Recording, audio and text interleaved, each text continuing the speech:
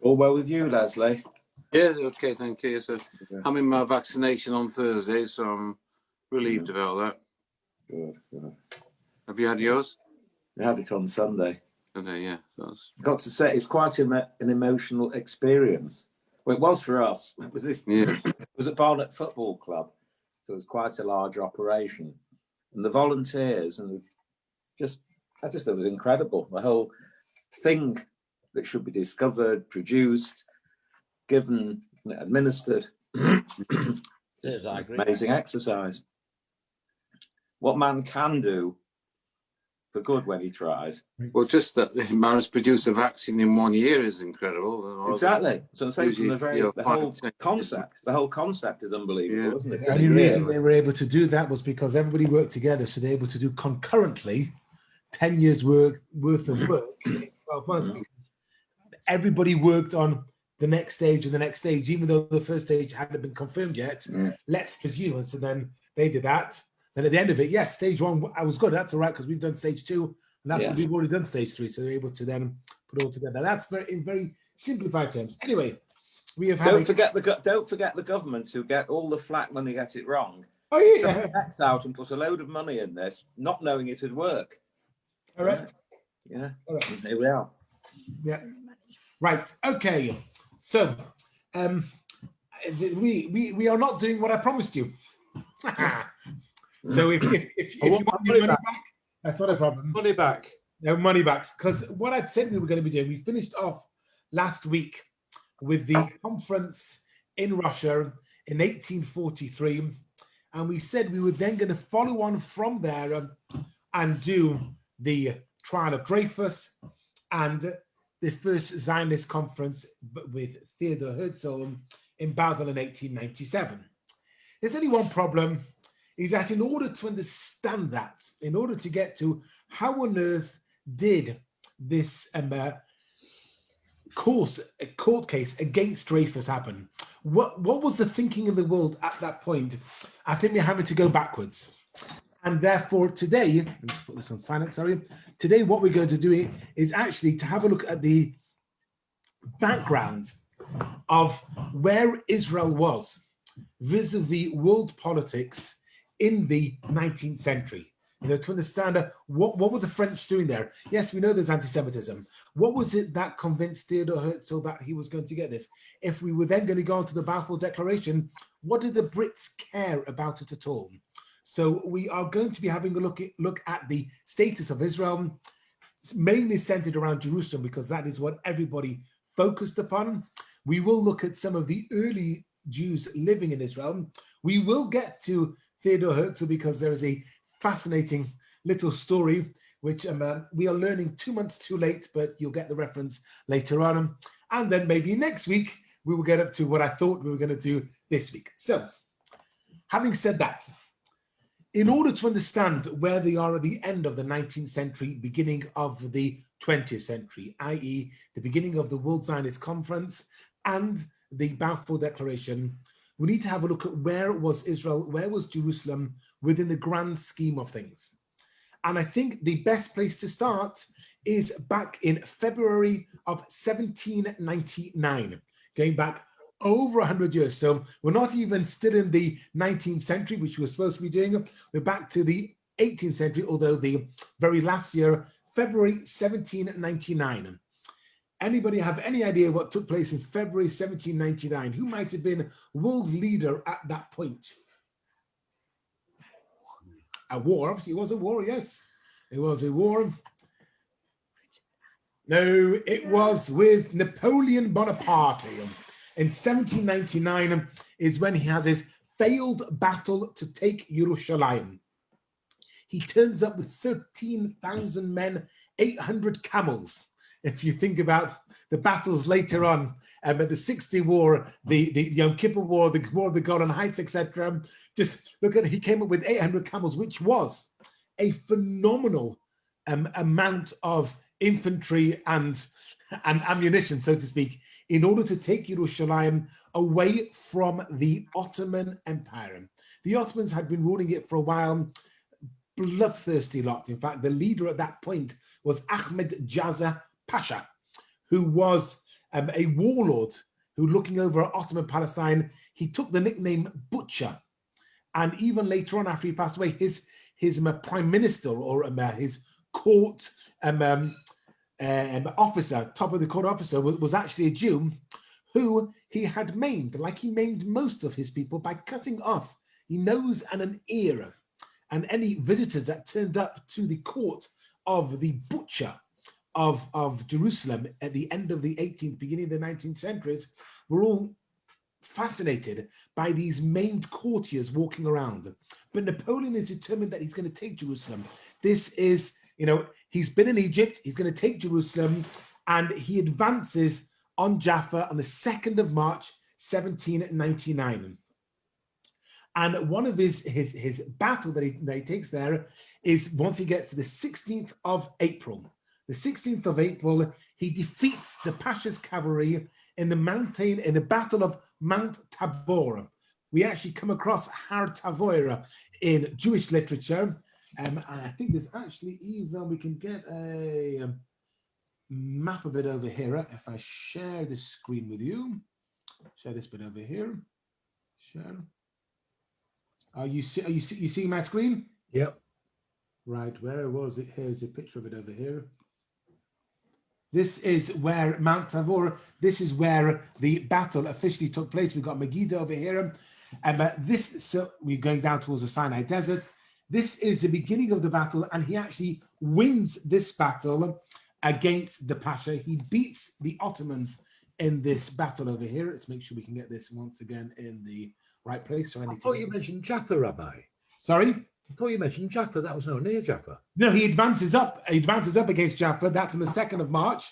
And then in April, he defeats them in Mount Tabor. He's moving along. He doesn't stay in the same place at all.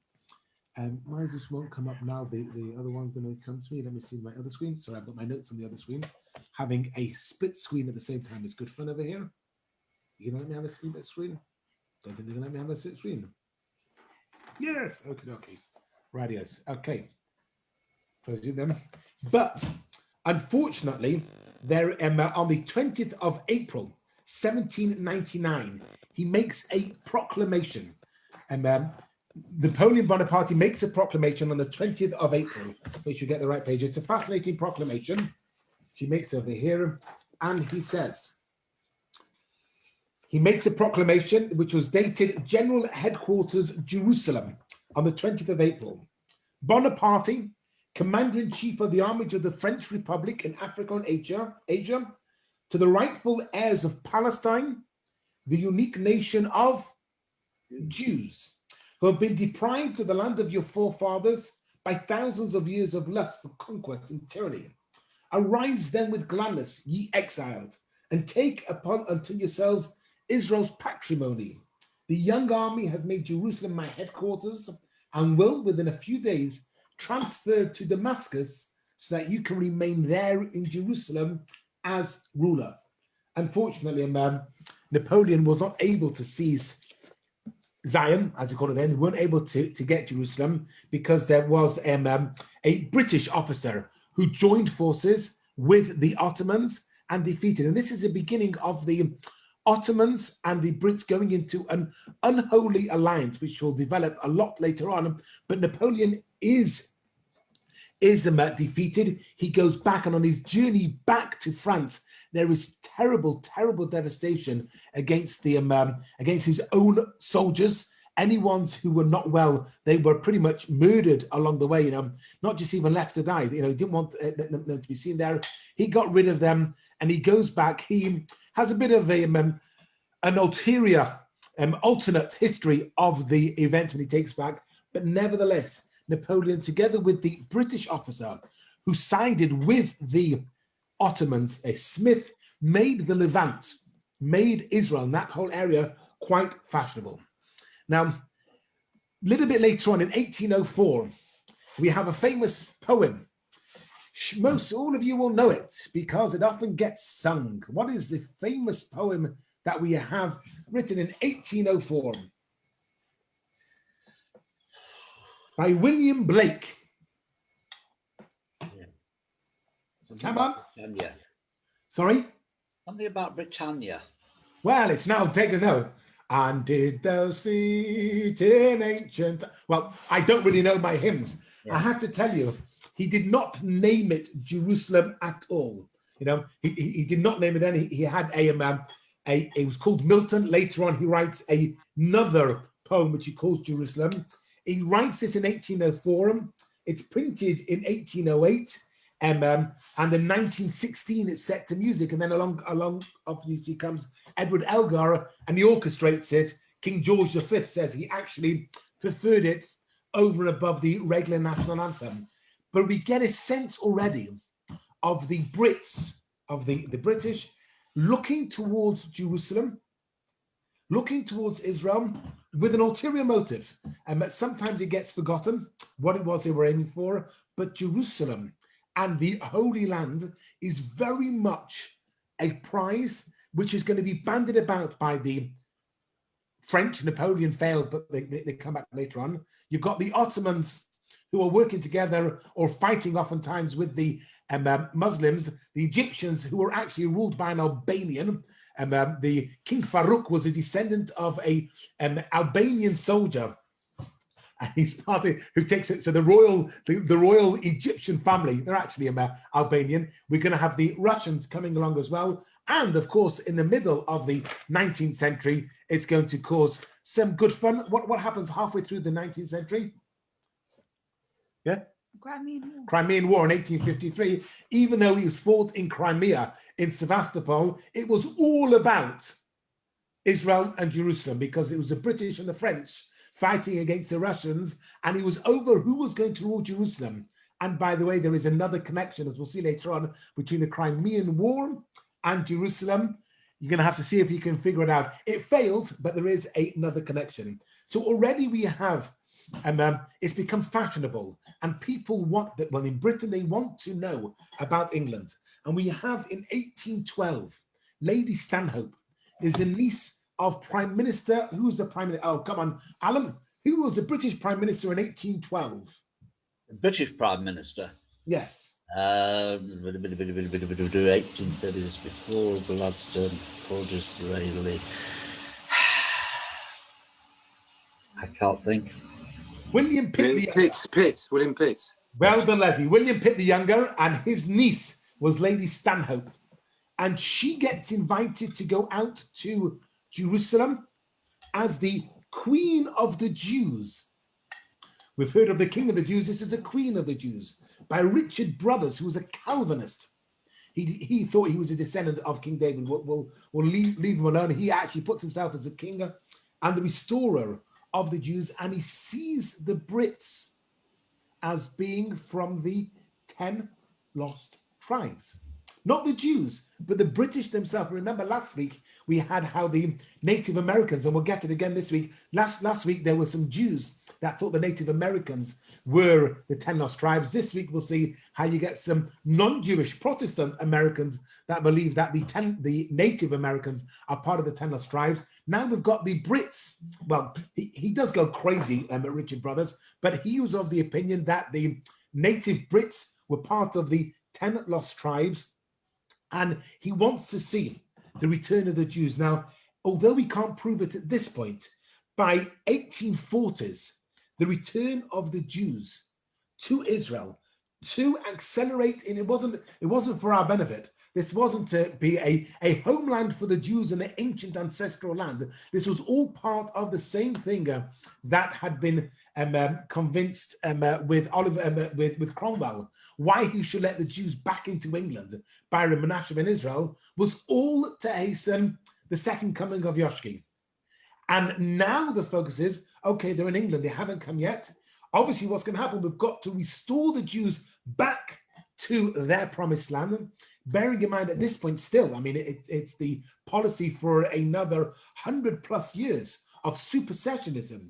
The Christians see themselves as the continuation of the Jews, and so therefore Christianity can't get to its ultimate unless we've got that same sequence of events going on again. The Jews are back in Israel, back in Jerusalem, and following on from that, it will allow the Christians to rise to supremacy again. So when we have a look at anything that's going to take place over the next half century or so, like up until Theodor Herzl convinces Balfour. I don't think Balfour was looking at it for the same reason. By that point, politics had become a lot more in play.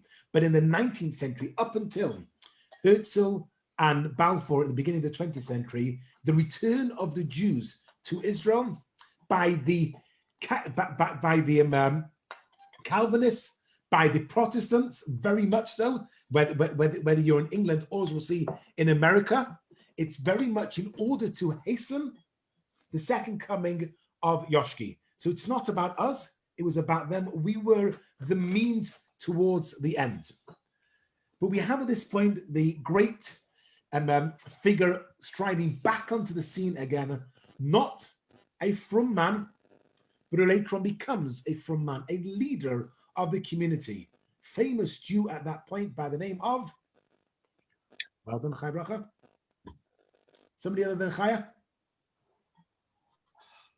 Sivia, okay, well done, Sivia. Any one of the men listening, famous Jew in the 19th century. Montefiore. Thank you very much, Leslie. Sir Moses Montefiore, born in Italy, by the way, and marries into the Rothschild family. He marries a sister-in-law of the, I think, Nathan Rothschild at that point. And in the 1820s, they make what I believe was their first trip to Jerusalem. At that point, they are not Orthodox people at all. He leaves Jerusalem, a changed man. It becomes quite an Orthodox Jew. Slightly alternative. Some of his behavior and bits and pieces later on were interesting. As we've seen, very often he tries to solve problems with money, but it was needed. Although, according to one of his descendants, Simon Sebag Montefiore, when he went once to Rome to solve a problem, he was asked by one of the cardinals how much gold, how much of the Rothschild gold had been used to bribe the Pasha in order to quash a blood libel in Damascus. And according to Simon Sebag Montefiore, granted he is a descendant of his, but Sir Moses Montefiore is rumored to have replied, less than the amount that I just gave to your lackey to hang up my coat in the cloakroom. So he definitely had a way about him, did Sir Moses. And they go along to Jerusalem, and his wife Judith, she says, Jerusalem is fallen, it's desolate and abject.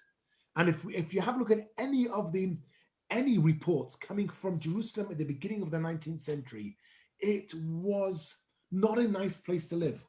The Jews in particular lived in abject poverty there. There are two types. There is the Sephardim, the Oriental ones, and there are the Ashkenazim. We've learned in previous centuries how they didn't exactly get on with one another, because every time a new group comes along, the same money that's being raised is now having to be divided amongst more people. In fact, one of the real problems in the Jewish quarter in the old city of Jerusalem was the fact that there was the Muslim abattoir was in that area, and it stunk. And one of the things that Moses Montefiore was able to achieve 40 or so years later on in the 1860s was able to get that removed. But they see Jerusalem as being really in abject poverty, but they go there and back. And I just jump ahead a little bit. One of the next times they turned up, I think he went in the end 8 or 9 times, but on a future visit in 1841, they went to Rachel's tomb just outside Bethlehem, and they restored it. Obviously, if you go there now, you're seeing something entirely different, because after the Oslo Accords, it's totally covered up in order to get in. You've got the great big 10-meter tall, or however tall they are, concrete slabs spread around. But the old traditional picture of Rachel's tomb, that was done by Sir Moses in 1841. And if you want, because you can't see it out in Israel, go along. There is a replica of it somewhere. Where is the replica of Rachel's tomb? Not too far from where we are now. In England, Ramsgate. When Sir Moses came back and he built a shul, he built it in the style of Rachel's tomb. And now officially, they went along there. They were really captured because of the promise of children. They were childless. Unfortunately, it doesn't work, and Sir Moses and his wife do not have any children. There are salacious rumors going around that he had children by other means, but he and his wife never have any legitimate children, and there's nobody to continue along the name of Sir Moses Montefiore. But you mentioned I went to Ramsgate to try and find it, and it's very badly posted. I couldn't find it. Ooh, right. Well, when I've never actually managed to get there, please God, when lockdown's up, maybe we can all go on a trip, because we definitely aren't flying off anywhere. So maybe we were allowed to do a short trip to Ramsgate. It's either that or Ramsbottom, and I prefer Ramsgate. Now, you mentioned before another British Prime Minister who we mentioned 2 weeks ago after we spoke about the beginning of the Enlightenment. We spoke about those people who had Karl Marx, the people who apostatize. And so therefore we must be speaking now about, thank you very much, Sylvia, Benjamin Disraeli. If I gave you 4 buzzers, fingers on the buzzers in a quiz show, you just all sitting there, the kids are shouting out the answers. Benjamin Disraeli, baptized, of course, by the age of 12. He was baptized. Why? Yes, father. Why did his father want him to be baptized? So he could become Prime Minister. Prime Minister. They weren't thinking about that just yet. It's because he had a faribble in shul. There was a faribble in shul. He stormed off, and he did the ultimate. He says, "I'll show you." It's to do the bar mitzvah, wasn't it? He wasn't want to. Had on about the fees for the bar mitzvah. I read.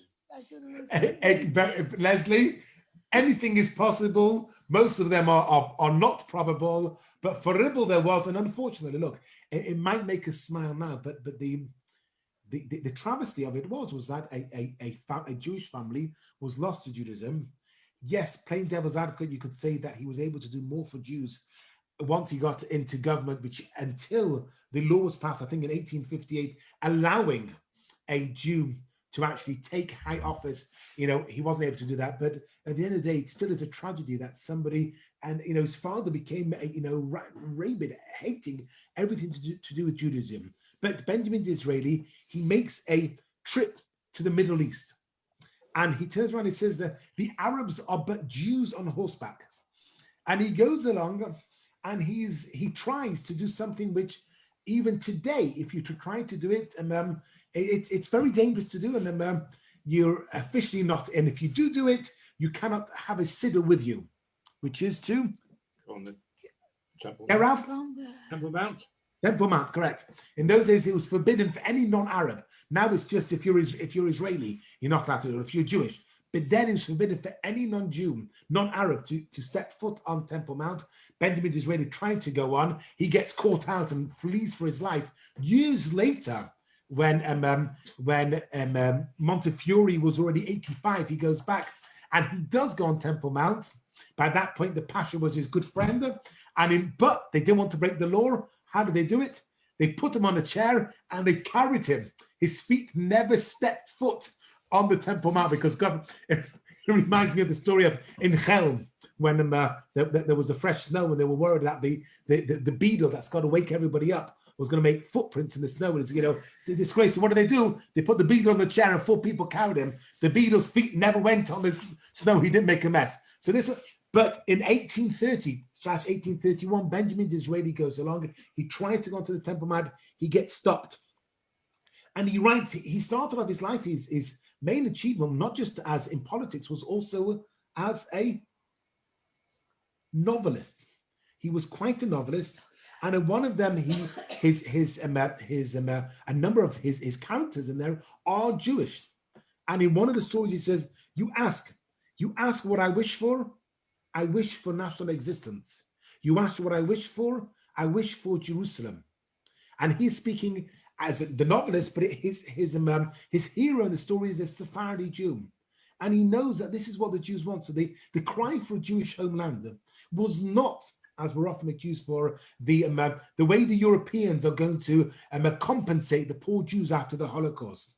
This is this is well before Second World War, well before the First World War. This is nearly 100 years before the Second World War, well before national socialism and Hitler came to power here. They knew that this is what the Jews wanted, a national existence. And as he writes in 1851, restoring the Jews to their land, which could be bought from the Ottomans. And by the way, somebody else tries later on to buy the land of Israel, is both just and feasible. This is what they were saying in 1851, Fast forward ahead to 1917 with the Balfour Declaration, it starts to make sense. This wasn't a spur of the moment, and this wasn't because of Theodor Herzl or Chaim Weizmann, the Zionist plot. Zionism in its current form, or in its form that's associated with modern day state of Israel, didn't yet exist. This is 1851. Theodor Herzl is only going to have the first Zionist conference in 1897. In fact, I better check when Theodor Herzl was born. But in 1851, you have Benjamin Disraeli saying, restoring the Jews to their land is both just and feasible. But during this time, I mentioned already, we've got the Ottomans who are in control. And in 1830/1831, we have the Egyptian Ottoman battle. The battle itself only lasts for about a year, although they are fighting for an entire decade. The leader of the Egyptians at that time is an Albanian soldier by the name of Mehmet Ali, a bloodthirsty guy if there ever was one. He was only equaled by the Ottoman Pasha who had been around at the time of Napoleon 30, 40 years earlier on. But it seems in those days, if you wanted to win something, you had to have a bejeweled scimitar in your robes and be able to show off as to how well you wield this. But because of that, we've got Lord Shaftesbury. Lord Shaftesbury comes up, not that piece of paper, let me get the right one, get the right piece of paper. We're printing about Lord Shaftesbury, a leading figure in the 19th century evangelical Anglicism. He was the president of the British and Foreign Bible Society until he passes away in 1885. He writes of the Bible Society. Of all the societies, this is the nearest to my heart. And they become real advocates of Christian Zionism. And he is the one that really wants to restore the Jews to the Holy Land. And once Muhammad Ali of Egypt has conquered Greater Syria in 1831, he looks to push this a bit more. There was a society called the London Society for Promoting Christianity Amongst the Jews. There was an official society. They called it the Jewish Society. Nowadays, you might think of the Jewish Society as being the Jewish Student of Unions in universities. Back then, the Jewish Society was, let's convert Jews to Christianity. He's a committed Christian and a loyal Englishman, and he sees himself as doing God's will. And he looks to see, can we actually find a land? And it's purported to be the precursor of that famous statement, we have a country without a nation, and God in his grace has given us a nation without a country. Let's marry the two of them together. That shidduch that the first thought of, which is reflected a little bit in that Balfour Declaration, although the Balfour Declaration also does say two things. Number one, that it would not infringe on the rights of non-Jews living in Palestine, nor would it infringe on the rights of Jews living elsewhere, because what it was that they were already saying back in the early to mid 19th century was that you've got a nation without a land. Well, wait a second, there's Jews living in England, we need to have our rights kept here. There's a land without a nation. Well, wait a second, there are other people living in Israel, including Jews, Arabs, Ottomans, Turks, whoever you want. But already they're saying, let's bring the two together. We've got an empty void, a land without a nation. We've got a nation that needs somewhere to go. Let's bring them together. However, as I said, all this must be seen in the context of the Jerusalem branch of the London Jews Society. They set up this branch, they take it along, and they say that the original, the London Society for Promoting Christianity Amongst the Jews, he sets up its Jerusalem branch. So whilst, yes, he says we've got a country without a nation and a nation without a country, let's bring the two of them together, he wasn't such a, oh, by the way, they love the Jews, we love them, they're our best friends. We were a means to an end. The end is Christianity. And as we'll see later on, some that quote earlier on from the American president, John Adams, earlier in 1819. And I'll get to the Americans in a minute.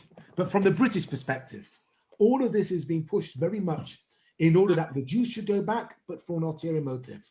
Let's go back, though, to what the Jews are doing. We've got, back in June 1839, the Montefioris go back to Israel again. This time they bring with them art guards in order to protect the money that they have raised in London. And he's not long been in Israel. He's gone back. And in March 1840, there's a blood libel in Damascus. 7 Jews were accused of having killed a poor Arab boy in Damascus and have hidden it and taken his blood. 63 Jewish children were taken by the authorities and tortured in order for them to reveal where their mothers have hidden the blood.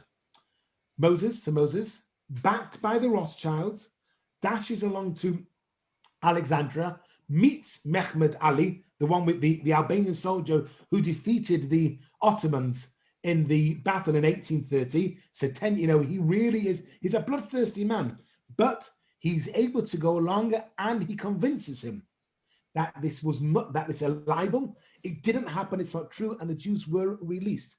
Weeks later, there's another one in Rhodes, and this is under the Ottoman Empire, and Sir Moses now has to go along to Istanbul, and he convinced the Sultan that this was not true, and therefore later on in 1847, when there's another blood libel in Jerusalem, nobody needed to say anything. The Sultan immediately quashed it and said that blood libels are proven to be incorrect. We have a similar one centuries earlier with the Maharal of Prague, who convinced the king of Prague or Prussia, Bohemia. Yeah. At that time, that blood libels were to be thrown out. In the 19th century, we have exactly the same thing with Sir Moses Montefiore, but the people he's got to convince were Mahmud Ali, the Albanian bloodthirsty king of Egypt, who has defeated the Sultan, and then weeks later he's got to go along to the Sultan. When I say defeated, he wins the war, but the Ottoman Empire still remains. They very nearly went up and took Damascus, but they pulled back. He's then got to convince the Sultan in Istanbul that the blood libels should be left alone. So if we jump and see what is Jerusalem like at this time, I said the Rothschilds have been there and back. By this point, in the 20th of October, we've got a census for some reason in 1840. Jerusalem has around 13,000 people living in it. Of those, nearly half, 5,000 of them are Jews. Many of them have come down from Safat. Why? Because a couple of years earlier, 1st of January 1837, is what becomes known as the Galilee earthquake.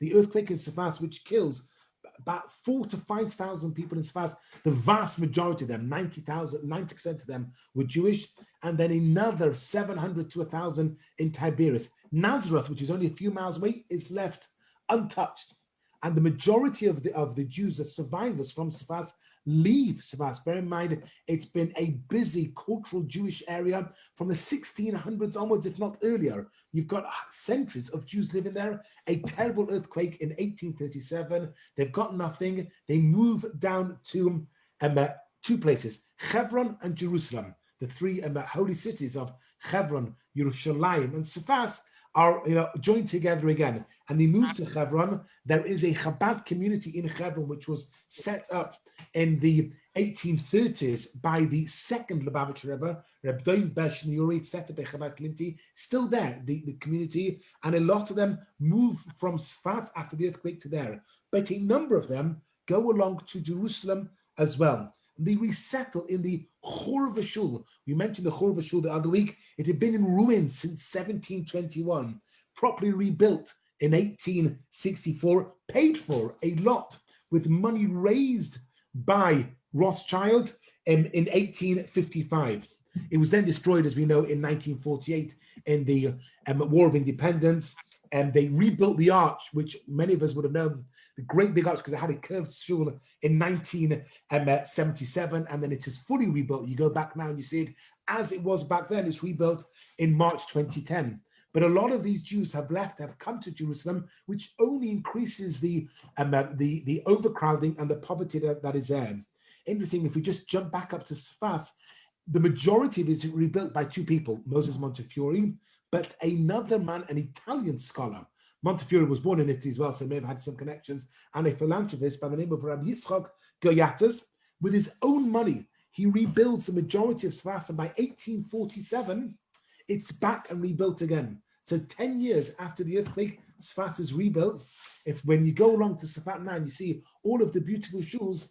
Many of them were, they say, oh, this is a shul that Rambam davened in. This is a shul of Rabbi Yosef Karam. It might have been the place where he davened, but it was rebuilt on. Some of them may have, fully fallen down. Some may have just suffered severe structural damage, but they're rebuilt. They're still old, but they're rebuilt in the 1847 from that time. We've looked at what the Brits are doing and how they're influencing them. The Americans are going along the same trajectory. They are very much, in fact, I came across a line saying that the America was really a missionary station that developed into a nation, because they saw themselves as taking the word of God. They're built, the separation of church and state, as we looked at last week, enabled them to have religion actually at the forefront, because it didn't matter. Total separation of church and state, so therefore everybody's free to do what you want, and you can even have that there. And in 4th of October 1844, they send Warden Crescent to the US Consul General of Syria and Jerusalem. Now, at that time, let's just have a look what the percentage of American Protestants who are churchgoers. When in 1776, only 10%. 1815, we're up to a quarter.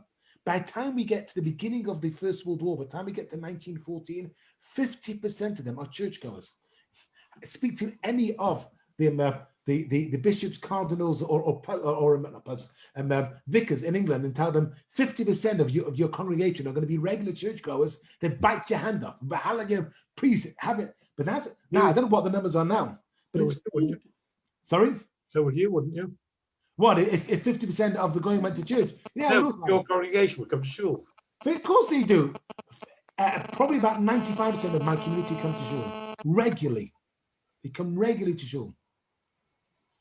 Not frequently, regularly, like clockwork, once a year. Once a year.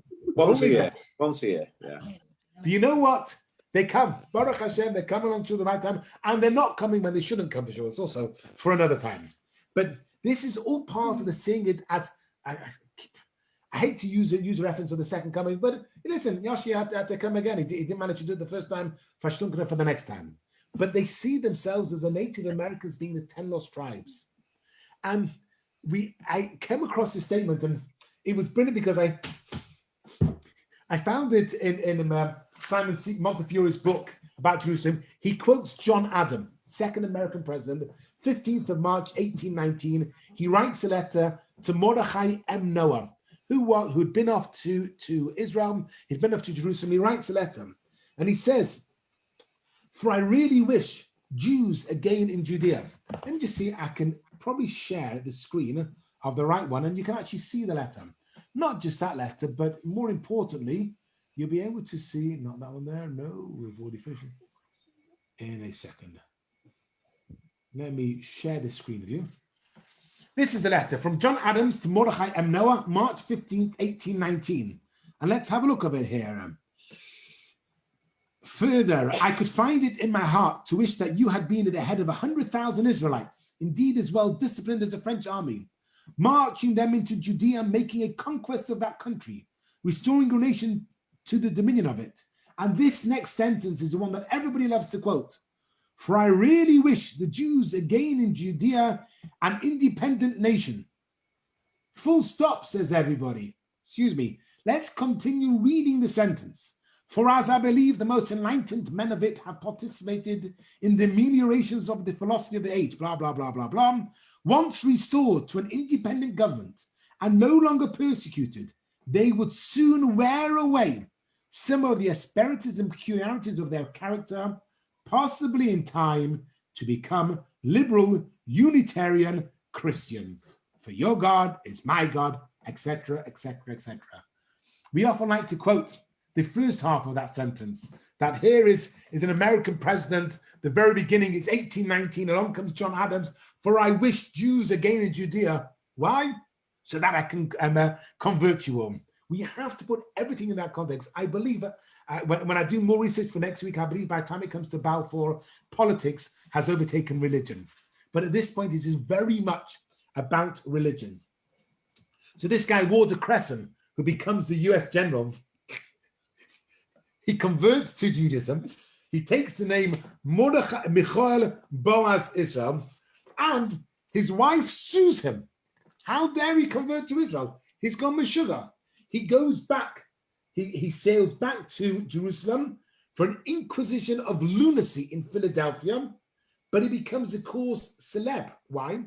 Because his wife, soon to be ex-wife, was challenging the constitutional right of American citizens to believe whatever they wished, which, as we learned last week, that was Jeffersonian liberty. You've got the right to believe in anything. That's why we've got separation of church and state. Your beliefs are not going to impact the state because the state rises above them. He loses the first trial. He's found to be insane. He converted. He's found to be insane. He probably does have Jerusalem syndrome, but he gets a retrial.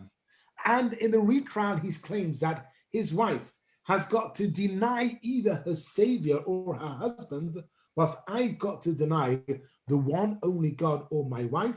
The wife loses a second case, confirming American freedom of worship. He returns to Jerusalem. He creates a Jewish model farm. He studies the Torah, divorces her, marries a Jewish, writes a book called The Key of David, and he's honored by the local Jews as the American holy stranger, and he's buried on Har HaZeisim, the Mount of Olives. So not all of the Protestants or the Calvinists that came along thought about converting Jews to Christianity. Some of them ended up converting from Christianity to Judaism. But let's leave the Americans alone at the moment because they're always good fun. Yes, it is. Sorry, Sylvia had a question. Yes. He says that his Montefiore didn't have any children. How come that he and then he said that Sebag Montefiore, it's a niece, it's descended from the niece. Good question. Sylvia was asking if Sir Moses never had any children with his wife, how can be a guy named after him with the name Simon Sebag Montefiore? The clue is in the name Sebag. Sebag was the name of his niece, I think also called Judith Sebag Montefiore. Good question. Good answer. Well done. And at that time, we've got the British consul who comes and says, Jerusalem is now a point of interest for France and Russia. That's in 1844, which causes, in 1853, the Crimean War, which is the French and the British against the Russian. But the prize was definitely who's going to be in control of Israel and Jerusalem. Whereas in the olden days, when you have the great empires of fighting over Israel, it was there in order for the spice routes. It's in there in order for the trade. It was the entranceway to the whole Levant. Back then, in the mid-19th century, it was more about who's going to have their foothold here. Bear in mind, it's not long afterwards when you've got Sykes-Picot busy dividing up the whole Middle East and all the troubles that they caused then with the Sunnis and the Shiites being put in different places. But here's who's going to be in control. And of course, we know the British and the French win that war. But there was something fascinating that got built. In order for that war to be won, what did they build? Yes, okay, there was a hospital. We've got Florence Nightingale, but there was something else. If Jonathan was here to be able to tell us, that gives you your clue, Ralph. Railway. The Balaclava Railway. The Balaclava Railway, because they within 3 weeks, the first train was running on it after getting there. Within 7 weeks or 11 weeks, they had 7 miles of train track all the way able to go along. They win the war. At the end of it, that train track gets dug up. What happens to it? So Moses Montefiore buys it in order to lay track from Jaffa to Jerusalem. It never worked, but our connection back again in order to take us back to Jerusalem. It never happens. He's not able to build his railway, but he goes back in 1859 and he does build something that you will have all seen, which is the Windmill. And Mishkanot Sha'anim, the dwellings of delights that are just outside the old city walls. It's the beginning of the new city of Jerusalem. Although, I mean, you go along there now, you still they've got the lovely red tiled roofs. It's a beautiful and expensive area. When Sir Moses built it in 1859, the majority of the people that lived there slunk back into the old city overnight in order to sleep because it wasn't safe. You were outside of the walls of Jerusalem. It's not a safe place to be. But he does try in 1866 to, I said, there's already been, Benjamin Disraeli had said, let us buy Palestine from the Ottomans for the Jews. Well, he doesn't do that. But in 1866, Sir Moses does try to buy the Kotel for the Jewish people with the area along in front of it, the Western Wall Plaza, that they tried to buy in 1866. But at the same time over here, one of my father's favorite ones is, we've spoken about the Chorva Shul, which was the ruins of Rabbi Yehuda Chassid, which back already ruins from 1721 and then gets rebuilt. But you've got another one, which is the Tiferes Yisrael Shul. It's right next door to the Chorva, or sometimes called the Nissen Bak Shul, named after the guy who raised most of the money by working with his Sadigora Rebbe. And in 1843, he travels back to Sadigor, and the Rebbe tells him, you have to buy the plot straight away. Why? The Russian Tsar was at that point hoping to buy that plot of land in order to build a church. And Nissenbach came back and he buys a plot of land for an exorbitant amount of money mere days before the Tsar issued the command to buy it. One has to ask, how on earth the Sadigor Rebbe knew that the Tsar was about to issue a command to buy that plot of land in order to build a church in it? I don't know. But because of that, that's why they then moved out and they're in the Russian compound. But there is a story which you find online, which my father always told me, and according to Wikipedia, it is folklore and it's not true. But my daddy told me it, and therefore it's true. But in 1869, even though they bought the land in 1843, they didn't start building until 1858, and it takes them years upon years. And in 1869, they built it. It doesn't yet have its traditional domed topped roof. And Franz Joseph from Germany comes along. And he says to the Gabbai of the shul, why doesn't the shul have its domed top? And the Gabbai says, even our synagogue knows to doff its hat when Franz Joseph comes along. And he was so pleased with that, he gave them 1,000 gold coins in order for them to pay for the roof. According to Wikipedia, that story is not true. My daddy told it to me, and therefore it's true. It happened. And all do I know? It has its roof on top of it. Of course, it then got destroyed in 1948 during the War of Independence. And after the, I think by 2014, it had been rebuilt. But let's speak a little bit more about the Jews within Jerusalem, because we have, anybody know the oldest hotel in Jerusalem? Not the King David. The King David's a baby. The Kamenitz Hotel, built by Menachem Mendel Kamenitz. Now, according to Simon Sebag Montefiore, is built in 1843. According to the blue plaque that's outside the wall, it wasn't done until 1878. So I think I'm going to go according to that plaque. However, I did promise you Theodor Herzl. Here he comes along now, because this was the first hotel in Jerusalem. And when Theodor Herzl comes along to Israel in 1898, so he's a year after the conference in Basel, he comes along to Jerusalem. He journeys by Jaffa to Jerusalem on the train, and he arrives there minutes before Shabbos, oischematic, tired. He's not a well man. He's an old man by this point. And he wants to hire a horse and cart to take him to the hotel. He's met by, yes, Alan? Sorry, why'd you say he's an old man? He's in his mid-30s. Well, 1890, I don't know. Isn't he? Let's have a look what it says over here. Let's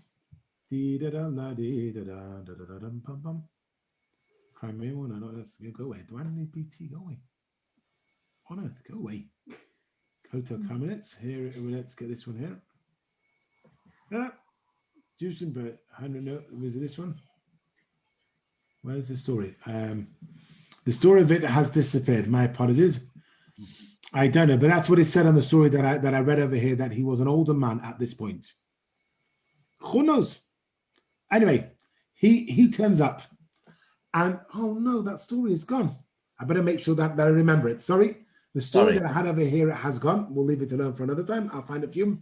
But my recollection of it, he can't get along, and he asks to ride in. And the leader at that point, who takes over the World Zionist Congress after him, says, you can't, you are seen as the king of the Jews, and it's going to be Chilul Shabbos, you have to walk. And he goes along in order to meet the German Kaiser at that point. And when he gets to Jerusalem and he gets to the hotel, what's he told? Sorry, there is No room at the inn. room at the inn. And the man who was entitled the King of the Jews comes to the first Jewish hotel in Jerusalem, and he's told that the Germans have taken every single bed in the hotel and there's no room for the King of the Jews in the Jewish hotel in Jerusalem. If that is not epic, then I don't know what is. But the son of Menachem Mendel, who is by this point running it, remember his father built it years earlier on, he gives him a bed and he sleeps in the corridor. The next morning, the Stern family come along and they take him to Mamilla. So there is now a shop in Mamilla, and they take him to their place. But I did promise you that we would get Theodor Herzl into our story here. We have got him in. Let us just finish off for a last little bit before one last section to do before we actually finish off today, and that is archaeology, because at this point in the 1840s, 50s, and 60s, you have a number of archaeologists who are going along. Two of them, Americans, Edward Robinson and Dr. James Barclay, are Christian missionaries sent from America. Remember, this is all part of their plan. The end of becoming archaeologists. Edward Robinson, ring a bell to anybody, the name Robinson? No, not Robinson fruit juice. Robinson, Jerusalem, Robinson's Arch. Robinson's the one who figures out that the arch leading, let's put a picture up on the wall so you can see what I'm talking about. On the screen, thank you very much. Let's do this one here. Radios. Okay. Here is an artist's impression of the second base of Mikdash. It's Harabais. This is a southern wall, Shari Chulda, the gates of Chulda, the steps going up. Here is the Kotel. This bit over here is Robinson's Arch. It's called Robinson's Arch because he was the one that discovered it. What do you mean he discovered it? He, at that point, when Robinson gets there in 1838, there wasn't much to see at all. Ground level was pretty much over here. The arch itself has been totally and utterly destroyed. Let's see if we can get a picture of the right one so you can see what it looked like back then. Not this one. Trying to find the right one at the right time, the right picture, the right place. Oh, no, that's Warren. Let's get, here it is, Robinson's Arch. There we go, Robinson's Arch. Let's go back to here, share the screen with you. Share screen. When Robinson comes along in the 19th century, that's what he can see. Ground level is over here. That's all he can see, that little protrusion over there. And he goes along and he says, it's got to be something more. And then bit by bit, he realizes he wasn't able to say, but a bit by bit he says, it must be.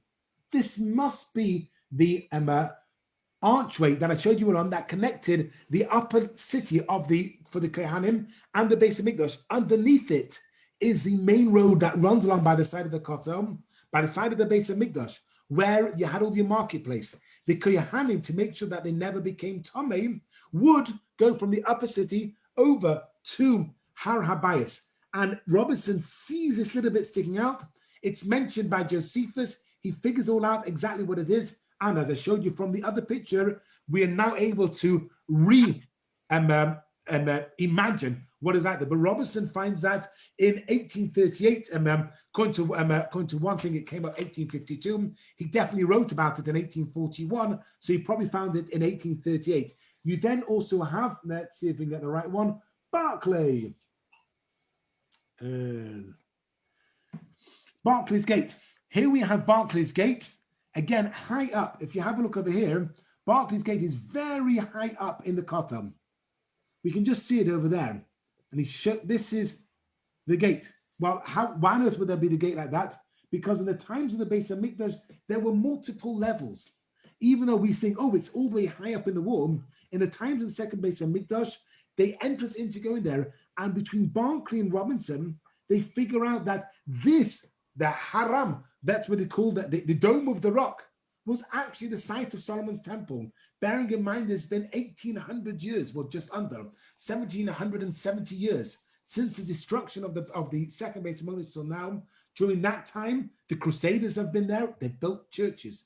The Muslims have built there. They've built multiple mosques. They've banned any non-Jew, non-Muslim from going there. Benjamin Disraeli gets chased off. Sir Moses Montefiore has got to be carried in a chair. And between Robinson and Berkeley, they discover everything. The other one we've got is the British archaeologist, Charles Wilson. He comes along and gives us Wilson's Arch, which you've all been in, because this is on the men's side. That archway over there, which went along. Bear in mind, the kotel that we see here is but a small section. So here at Wilson's Arch, forgive it says in the days of the New Testament, we'll leave it alone. But this is the bridge that would have connected them. When we go along now at the kotel, this is the bit, that bit here, that's the bit we davened at the kotel. Here's the entrances over here. You've got Barclays Gate over here. Further down here, we have got Robertson's Arch. But the bit that we daven in is this little bit over here. We go along the men's section through here to a little bit, which stops over there. When they dug the tunnel, it went the whole way along and came out on the Via della Rosa. Here you can see Robertson's Arch, which connected them to the Western Wall, Wilson's Arch, in order for them to get in. This is the archaeology that is being done at that time, here going further into it. Let me stop the share at the moment, and we're going to finish the share with this point over here. How's about to go? Kids have gone. Yeah, don't worry. So in order for us to do next week and to understand that, what was it that brought this trial with the French against Dreyfus? What was it that convinced, not just seeing the trial, Theodor Herzl, that there has to be a homeland for the Jews? What was it that caused, in the end, Balfour to send that letter along to Chaim Weizmann and say that there will be a homeland for the Jews in Palestine? It's built out of an entire century of the main superpowers. England, France, the Russians. We haven't really spoken much about the Russians of their involvement. Bear in mind, if you think we are faribbles in the Jewish community about it, just stop for a moment to think what happens when you have the Greek and Russian Orthodox Church against the Catholic Church of the Italians and the French. And then you get the Protestant English along on their holiest day of the year. Every Easter, there would be murder in the Church of the Holy Sepulchre.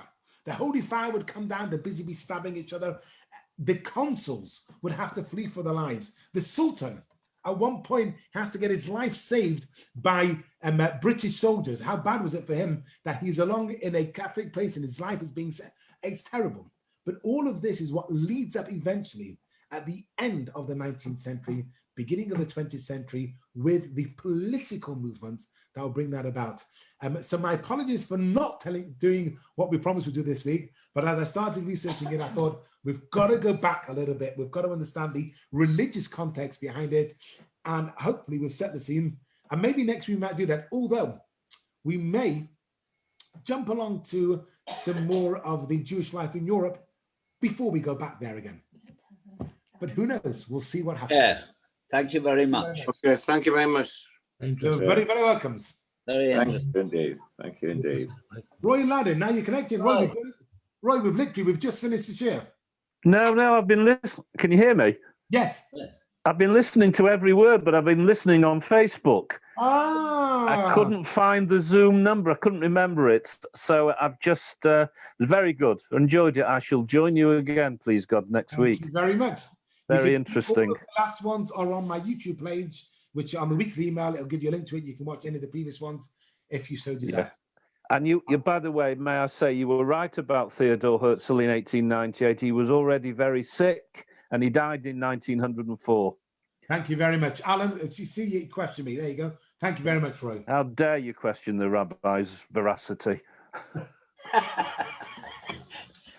It's everybody. Thank you very much, Roy. Thank you very much. Bye. Bye bye.